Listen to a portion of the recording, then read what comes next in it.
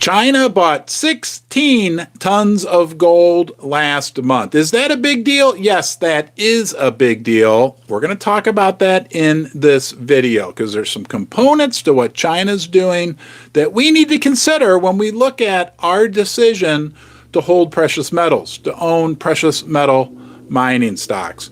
There's also a ton of other things going on in the general markets that we're going to talk about. The economy, doom and gloom, right? We don't want things to be the way they are, but let's just cut to the chase. Things are a little dicey out there. So we have some doom, we have some gloom to talk about. One thing we can talk about right off the bat regarding the economy is that sales are collapsing. Well, maybe that's a little too strong of a word, but we'll say sales are going down significantly, precipitously at the major retailers. We know that because we're hearing from the CFO of Costco that sales are down 4 or 5%, that people are doing things like skipping buying steaks and instead buying chicken or pork, or even worse, canned meat. We know that sales are doing okay-ish at Walmart, because people that were shopping at high-end stores are now shifting to Walmart. What does that tell you, right? That says the places like Whole Foods, right? Everywhere, people are pulling back, constricting. The economy is constricting.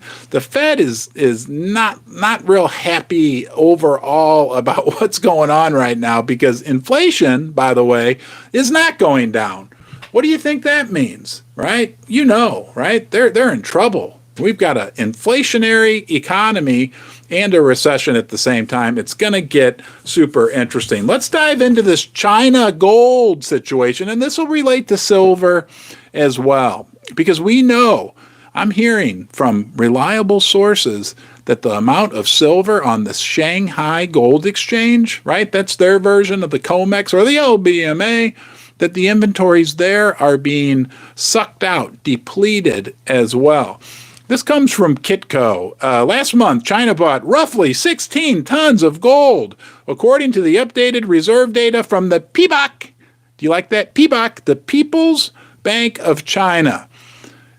If you want to sound fancy, call it the PBOC. When you're at like your cocktail party this weekend, talking to your friends, talk about how the PBOC bought 16 tons of gold.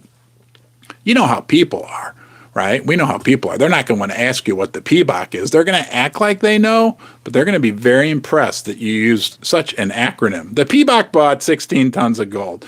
China's bought roughly 145 tons of gold since it started its latest shopping spree in November. They now have 2,000 tons of gold, and nobody believes that they have 2,000 tons of gold. Everybody believes they have a lot more gold. And why? Why is that so important? We got a couple key factors to realize. China is the second biggest economy in the world. Second biggest economy in the world, okay? Also, on top of that, China is one of the fastest growing economies in the world. Nobody matches them over the last several decades. Thirdly, okay, they love gold. We know that. They love silver. They love real assets, right? Guess what? So do all their friends. Have you ever heard of the BRICS? You guys know this is big news. This has June 14th is the biggest day ever in the history of the universe for precious metals. That's when Jerome Powell and the Federal Reserve are going to give us their latest interest rate policy. The biggest day ever in the history of the universe for silver and gold, June 14th.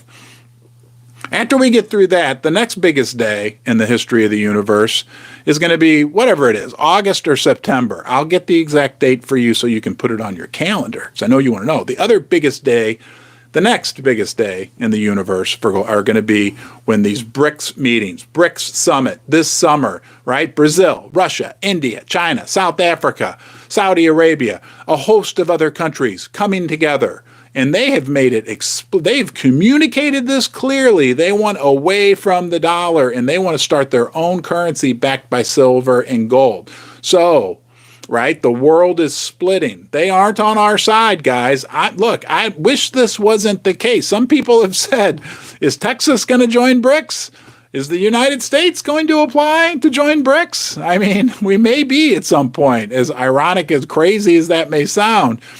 But it's going on. We may not like it, but it's the reality of what's going on in the world. The world always goes back to silver and gold, at least historically. That's the way it's worked, unless we're in a new era, right? A new crypto era. But we're going to talk about that in a little bit because we got trouble in crypto land. We got big trouble, and we're going to touch on that because crypto, that is a big competitor to the silver price and the gold price. So it is a big deal that China is buying a record amount, right? Well, I misspoke. A significant amount of gold and continues to buy gold. And we know the world central banks, blah, blah, blah. You know that whole story. They said that this elevated level, I didn't agree with this point. They said that the significant purchases of gold by the central banks are the reason why the gold price has been elevated. And I'm like, do you think it's elevated? How do you feel about that? I don't agree with that. I don't think that's right. I don't think, it doesn't feel like to me that the gold price has been elevated. Now, if we're talking $2,800 gold, right? $2,700 gold, I would say that's elevated.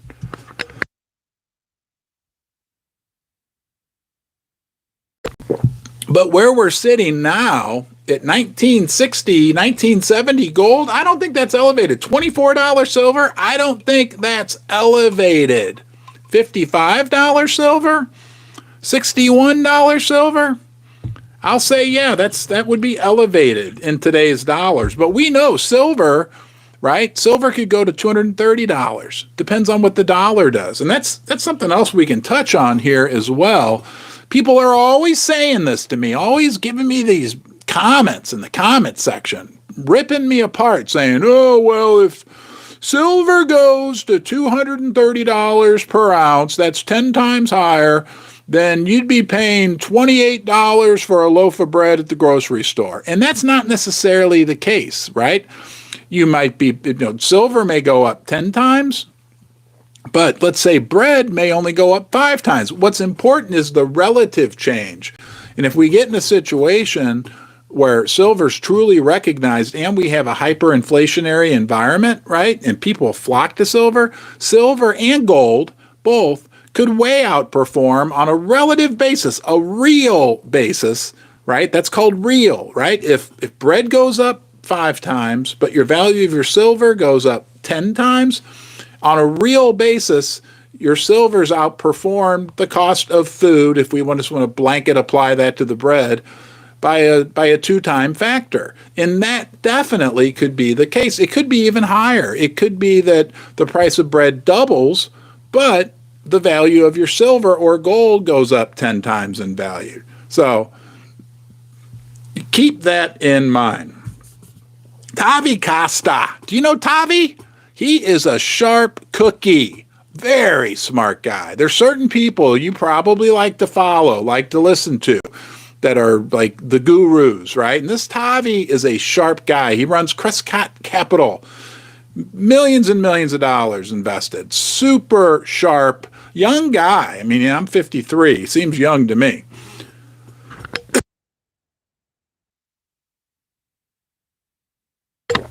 Sorry about that. I got a little bit of a tickle in my throat this morning, but let's listen to a couple things that Tavi, right? He said some interesting stuff about silver and gold. Let's see if we agree with Tavi Costa. And then I got a song we need to sing together later in the video. Who doesn't like to sing? Singing is an expression of joy, and this is a song that directly relates to your silver and gold investments. Tavi was in a recent interview with Kitco News. He said, escalating geopolitical conflict has increased the importance of owning a neutral asset with no counterparty risk. That also carries centuries of credible history as a haven. No counterparty risk, centuries of history as a safe haven. He's talking about gold. He's talking about silver as well, right? Gold is the only asset that qualifies. He brought up a really interesting stat. You probably haven't heard this surrounding gold, and this applies, again, to silver as well. Tavi added that through the 1970s, not that long ago, when Nixon temporarily took us off the gold standard, okay, gold as a percentage of central reserves assets averaged about 40%. That meant central banks in the 70s had 40% of their wealth in gold. Do you know what that is today? Do you know? Take a guess. Hey, thank you for the super chat. You can split it up with Susie. Thank you, Sharon. Very nice of you. Never expected, always appreciated. Who can guess what now the percentage of central bank reserves are in gold? Somebody guess. It's a percent. Okay? 1970, it was 40%. What do you think it is now?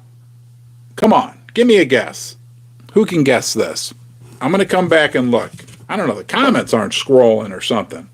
Or nobody's commenting. Nope, Ancient Tom, too low. Thank you, Ancient Tom, for your guess.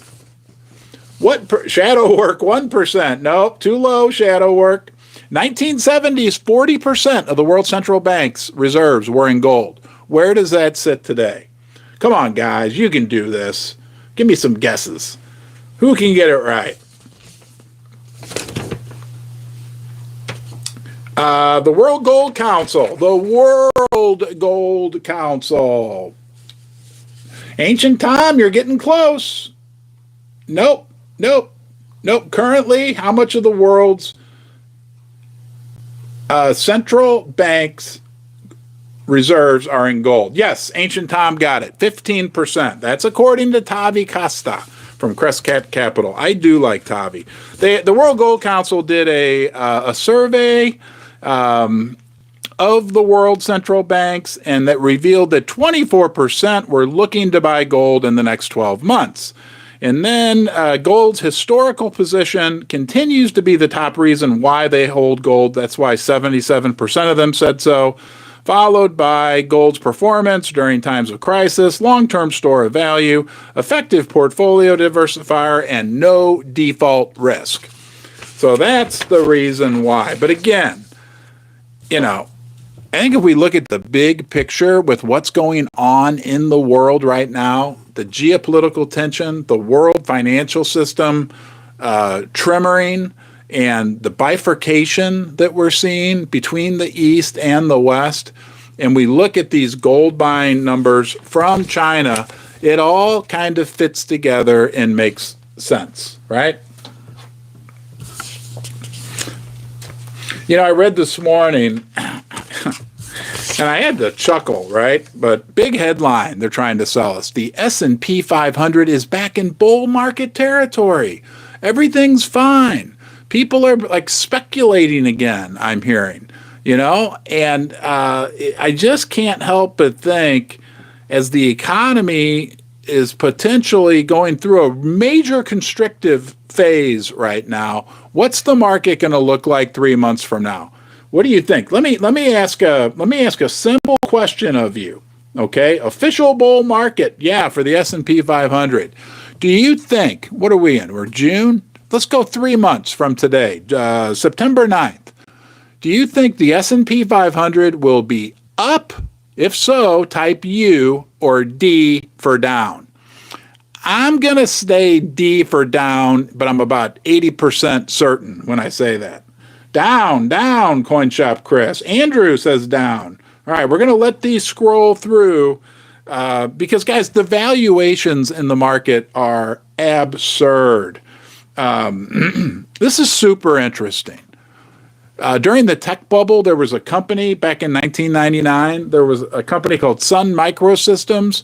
They were one of the tech bubble companies that exploded. After the tech bubble burst, Scott McNealy, who was the CEO, founder of Sun Microsystems, they were interviewing him, and he said the company, the market cap, was selling at 10 times sales.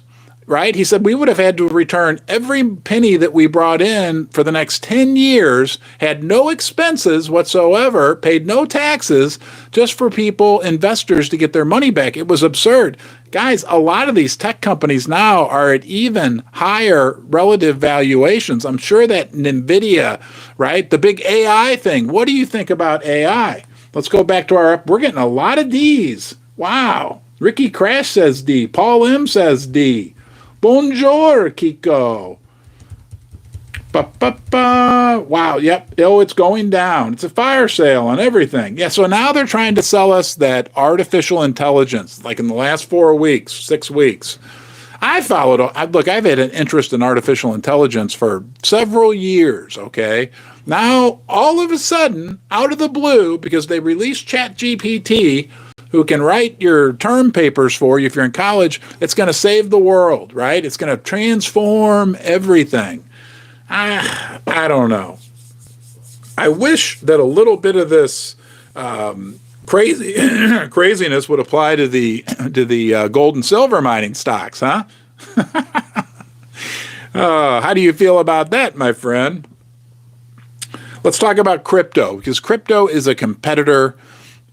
You may not agree with that, and that's okay. And I'm not saying it 100%, but crypto has taken some money away from the precious metal sector, and the Securities and Exchange Commission is attacking crypto. They're going after Binance. What's the other one? Coinbase. But I saw today Binance announced they're gonna no longer take U.S. dollar deposits, at least for now. It seems like there's a big crackdown in the crypto world, and not to be a conspiracy theorist, but when we look at all the things that are going on right out there right now, this fact that they just suspended the debt limit. We know the precarious financial condition the country's in. We know the world geopolitical situation is precarious at best. And now there's suddenly a crackdown on crypto. It makes me wonder, what is going on? What shoes could possibly drop this summer? They blow up this major dam in the Ukraine. Somebody did it. We don't know who. I'm not going to even speculate. I got lashed out at because I talked about who I thought did it in the previous video. But let's just say there's a lot of big stuff going on right now. I don't know. What do you think, right? What do you think? Let's not forget, next week's going to be a huge week for gold and silver for us investors. So a week from today, I'll be doing a live stream here, and we're either going to be $2,100 gold, okay, really, or let's say 1864. It's going to be that extreme. By next Friday, right? Because don't forget, June 14th, that's the absolute biggest day of the year, of the universe, for gold and silver investors. We aren't going to have a bigger day. It's like your birthday, Christmas, anniversary, everything all wrapped into one. It could be the day that the pendulum shifts for the silver price and the gold price. Officially shifts. I think it's already shifted, right? I think there's already enough supportive momentum in place for silver and gold. But if the mainstream are, we're not just ahead of the herd, we're ahead of the people who are ahead of the herd. I hope. Right? So the people that are ahead of the herd next week could be joining us. And then if the herd comes in, the silver price and gold price returns could be spectacular. But next week could be crazy, right? We could be sitting here next Friday with a gold price that starts with a 1 and an 8. Okay? Don't be shocked. Be prepared. And everything would still be okay. But we could also be sitting here with a gold price that starts with a 2 and then has a 1 after it. Silver, they're saying, all the big analysts, look, I'm no techie chart guru, but I can tell you what they're all saying. they're all saying that once silver breaks back through the 27, 28 range, it could be off to the races. We could go into the 30s quickly. I don't think that could happen by next Friday, but if we could be sitting here next Friday with a silver price that starts with a 2 and the next number after it is a 7 or an 8, we could be in for some very exciting times. I saw Don Durrett. He's a kind of well-known analyst in the sector. On Twitter, I think it was him, somebody said, get ready for the dollar days, meaning like days where we're having dollar or several dollar moves in the silver price. Look, silver next week, I can't see it getting much lower than like 21.63 or something like that. That's like worst case scenario.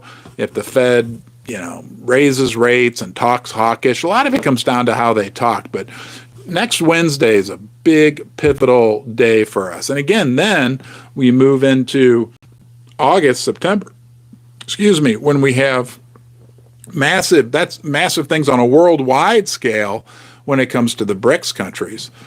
Saudi Arabia is kind of saying bye-bye to the United States. Sure feels that way. Sure seems like that's the direction that it's going. China, bye-bye. Russia, they said bye-bye a year and a half ago. If these countries do what they're hinting, right, who knows how this plays out? Maybe there never is a BRICS currency based on gold and silver. That could be the case. But they sure have made it crystal clear that that's their intention. And when that happens, if that happens, it will be big, big news for the silver price and gold price. Guys, don't forget something very important that we do during every live stream. When you get me to 100 thumbs up, I ring the bell 10 times. Yes, that bell, that one right there. So please give this video a thumbs up. If you've not subscribed to my channel, I put out a new video every day. They're short, they're concise. I'd like to think they're very informative and humorous. Don't forget to do that as well. Let's hop into the comments here. Gold will be 4,000 US dollars by November. Well, sick Chilas, Roland, we like you. That's a good one. I like that song too, Marsh. The bell reminds me of the closing bell. Yeah, no, we're going to ring the bell. 93, 94. We're getting there, guys. Thank you for the thumbs up. Hey, Wesley, you're never late, buddy. Glad you're here. Hello, Ricky Rayburn from Corinth, Mississippi. Crypto is in the air. Hey, if you care to tell me, I'm curious. You guys are awesome. Okay, no doubt about it. But I'm curious, how old is everybody? I'm 53. If you care to tell us how old you are, please do. I see 99. 100. 1, 2, 3, 4. Something about that feels good. Let's see how old everybody is. 93, 56, Gerald Draper, Todd, 51, CoinShop, Chris is only 43 years old, older than 53. iStone Shut, 32, wow, 47, I can't read everybody's name, 54, 61, Seychelles, David Quinn, 41, Sandrock, 47, Cody Corey, 47, Patriot, Silver, 53, a lot of us are in the same range, 58, hey, Paul M., 43, Douglas Lynch, 58, Kiko, 43, Daniel, 60, Paul, 52, Sharon, 70, Young, you got that right, Sharon, Jeremy Bullock, 47, Calvin, 71, James Smith, I think you're the youngest yet, at 36, David McKay, 55, Turkey Mountain Stacker, 34, you're the new youngest, wow, 72 for Ed Seller, Kawapi, Kimberly, Knapp, 67, 36, Hawaiian Brian. Congratulations. Maybe you are the youngest. Michael H. I was a drill sergeant when I was 53. That's awesome. Yeah, I'm 53 young. 20s kids don't have money for gold and silver. All right, guys. As always, thank you for being here. I'll see you this weekend. I'm going to plan on doing a Saturday night live stream. If you want to join me, that would be awesome. Have a good rest of your day, and I'll see you soon.